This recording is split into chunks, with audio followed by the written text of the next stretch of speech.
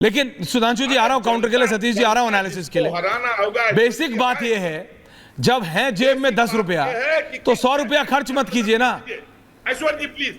अरे इतना तो मैंने सुना आपका 3.25 मिनट। हाँ बोलिए। अरे आप खूब देते हैं सुधांशु जी को, जबरदस्ती की बात मत कीजिए। ठीक है, मैं मेंबर ऑफ पार्लियामेंट नहीं हूं, इंसान तो हूं ना। ओहो 2014 तक 49 लाख करोड़ रुपए का आपका लोन था। हाँ पिछले जब कांग्रेस लूट रही थी उतना सालों में एक्सटर्नल डेट। हाँ। अब कितना हो गया 10 साल में? 156 लाख करोड़ बढ़ गया। तो गुरुजी सुधांशु जी महाराज, आप चलते हैं यावत जीवेत सुखम जीवेत ऋणम कृत्वा घृतम पीवेत भस्मीभूतस्य देहस्य पुनरागमन कुतः। फिर कहां आना है? 55 साल का बुलेट ट्रेन का लोन ले लिए तो देना तो है नहीं, देगी तो आने वाली पीढ़ी। लोन लेके घी पी रहे हैं। और जरा सा जो आपने बोला ना बंबई वाला पुल, अरे उसकी सड़कवा ठीक करा दीजिएगा। जहां जहां आपने सुधांशु जी काउंटर। ओके रत्नाकर जी ना, ठीक। सतीश जी बोले नहीं अभी तक। बिहार अनुराग जी आ रहा हूं वापस। सुधांशु जी कोई काउंटर। हाँ मुझे लगता है कि रत्नाकर जी को चिल्लाना विल्लाना इस ढंग की बात नहीं करनी चाहिए। और तीन लोग हैं, तीनों हमारे से प्रश्न पूछेंगे तो हमें जवाब देने का मौका भी दिया जाएगा, इसलिए आपको संयम पे नियंत्रण रखना चाहिए। अब ऐसा सुनो मेरे भाई, चिल्लाने की बात नहीं कर रहा हूं मैं, कौनो डाटा नहीं बोल रहा हूं। अब मैं डाटा वो बोल रहा हूं जिसका भारत से कोई मतलब नहीं है। इंटरनेशनल मॉनेटरी फंड और वर्ल्ड बैंक, जहां आपके सबसे उद्भट अर्थशास्त्री प्रधानमंत्री मनमोहन सिंह काम कर चुके हैं, उसने यह कहा है कि भारत विश्व की सब बड़ी अर्थव्यवस्थाओं में 7% ग्रोथ रेट के साथ सबसे फास्टेस्ट ग्रोइंग इकोनॉमी है। यह तो भारत सरकार का डाटा नहीं है, रत्नाकर जी प्लीज। कोई संघी भाजपाई नहीं है। और चाइना उसके बाद, जिसको राहुल गांधी ये कहते हैं कि चाइना में बड़ा जबरदस्त ग्रोथ हो रहा है, चाइना को 4.8% है। अब आप पूरी फैक्ट सुन लीजिए। अब मैं डाटा कोट कर रहा हूं जिसका भारत से कोई लेना देना नहीं है। राहुल गांधी जाके अभी बोल के आए थे कि चीन ने बेरोजगारी को नियंत्रित कर लिया, हम नहीं कर पा रहे हैं। तो सुनिए, चीन में पिछले साल जनवरी से लेकर और जुलाई तक बेरोजगारी बढ़ी 24% हो गई। फिर अगस्त 23 से जनवरी 24 तक बेरोजगारी का आंकड़ा देना बंद कर दिया चीन ने। फिर उसने अपने आंकड़े का आधार बदल दिया। उसके बाद फिर जुलाई 24 तक 17% हो गई मेरे भाई। अब आइए उसके बाद बताता हूं। इंटरनेशनल मॉनेटरी फंड की चीफ क्रिस्टिना जॉर्जिएवा ने कहा है कि अगले वर्ष भारत 15% ग्रोथ में कंट्रीब्यूट करेगा ग्लोबल ग्रोथ में, और वर्ल्ड का ग्रोथ इंजन बनेगा। चिल्लाना बिल्लाना नहीं, चकल्लस टाइप की बातें मत किया करिए, बिल्कुल यथार्थपरक बातें किया करिए। नहीं तो ये बताइए कि IMF वाले, वर्ल्ड बैंक वाले, सारी रेटिंग एजेंसी भारत की पॉजिटिव हो गई, वो सब गलत बोल रहे थे।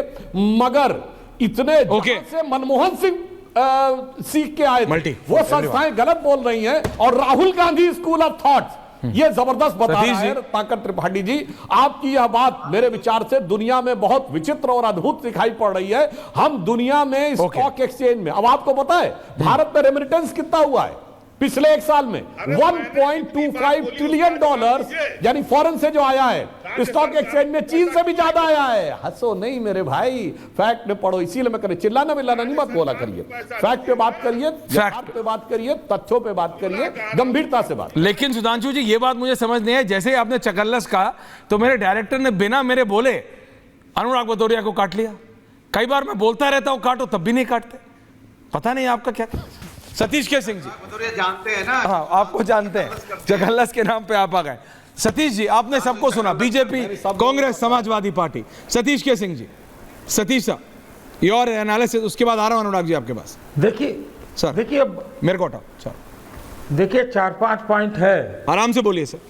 4-5 पॉइंट है। पहला तो ये है, 4-5 पॉइंट ये है कि भारतीय जनता पार्टी वही करती है जो पहले नहीं करती, और वही बात उसको उल्टा बोल देगी। देखिए आज एक डेटा आया है कि आजकल एक आम आदमी अपना जो कुछ खरीद रहा है तो उसमें जो बनाने वाला है उसको 100 रुपया में अब 37 रुपया जो है वो मुनाफा दे रहा है। अब पहले क्या था, ये 16, 14, 15 रुपया था। तो इनके जो इकोनॉमिक पॉलिसी है, जो ये ग्रोथ का गाना गाते हैं, तो ग्रोथ की गाना गाते, यही वाला गाना गाते चुनाव में, लोकसभा में, तो ज़्यादा बेहतर रहता। हुआ है ग्रोथ, बहुत तरह की चीज़ें बहुत अच्छी बनी है, नो डाउट। लेकिन इनका जो इकोनॉमिक पॉलिसी है ना, उसका जो एक त्रासदी पार्ट ये है कि इनको बार बार मैं बोलता हूँ कि 80 करोड़ तो आपको लोगों को मुफ्त अनाज देना पड़ रहा है। ये कौन सी अर्थव्यवस्था है? धन का ध्रुवीकरण भाजपा राज में बढ़ा है, ये सच्चाई है। ओके, ये सच्चाई है। और धन का जो ध्रुवीकरण, जिसके पास ध्रुवीकरण हो रहा है उसको खर्चा ये 80 करोड़ अनाज में नहीं करना पड़ रहा है, ये भी जान लीजिए। उन लोग से तो आप CSR करा लो, खर्चा यही बहुत है। तो ये दूसरा पार्ट है। और तीसरा, जहाँ तक ये सब्सिडी है, मैं बोलता हूँ ये अमीरों का खैरात है, तात्कालिक एक प्रकार का घूस है ना, क्योंकि आप कुछ नहीं कर सकते तो ये आप सब्सिडी देते हो, रेवड़ी देते हो। और रेवड़ी पर जहाँ तक सवाल है, भारतीय जनता पार्टी का डबल स्टैंडर्ड, आप कहिए तो दोगला है।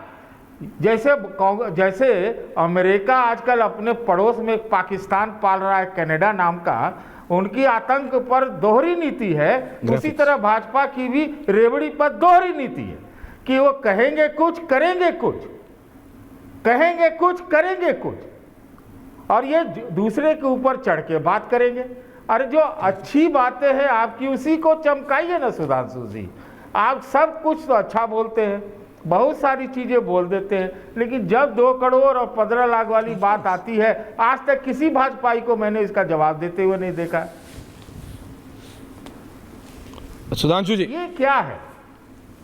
सुधांशु जी इस काउंटर, अनुराग जी आ रहा हूं उसके बाद। मैं अपेक्षा कर रहा था जी कि रत्नाकर जी और भदौरिया जी तो पार्टी के प्रवक्ता हैं, तो उनको तो पार्टी के बारे में कुछ भी अनर्गल भी बोल सकते हैं।